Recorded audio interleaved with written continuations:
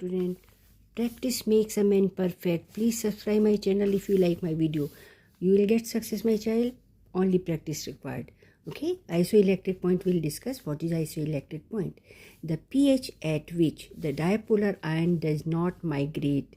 Remember, does not migrate. Okay, in an electric field is called isoelectric point. Again, I repeat, the pH at which the dipolar ion does not migrate in an electric field means ion is there, both ions are present. That is why this solution will become neutral, the molecule will become neutral. Now question is, the pH at which dipolar ion does not migrate from the anode to cathode in an electric field is called isoelectric point. I already explained you.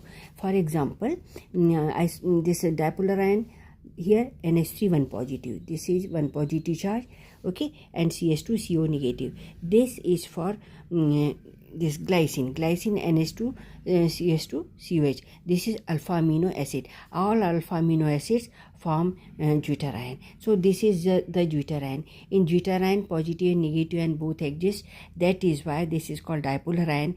And at pH 5.97, both the ions are present, and at that moment it will not migrate to any electrode during when it is kept in electric field. Clear to you? So NH3 1 positive, CS2 CO negative deuterion of glycine. Clear? So isoelectric point we discussed. So why isoelectric point of glycine is 5.97? When isoelectric point of glycine is 5.97, when glycine molecule will neutral, no migration towards electrode is taking place. When it will be there, when this, I told you earlier that I have given you the shape of this, that it is NH2 CS2 COOH. When this H is moving towards N, this proton is moving towards the nitrogen, it is having lone pair of electron.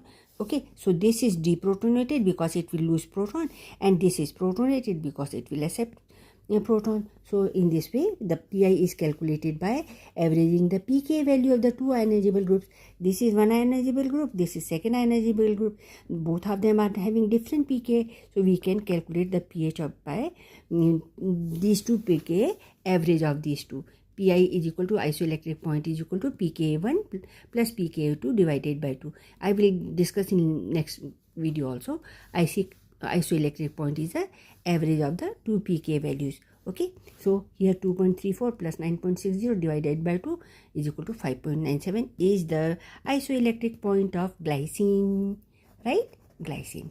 So average pK values, pK1, pK2, both of them are given to you.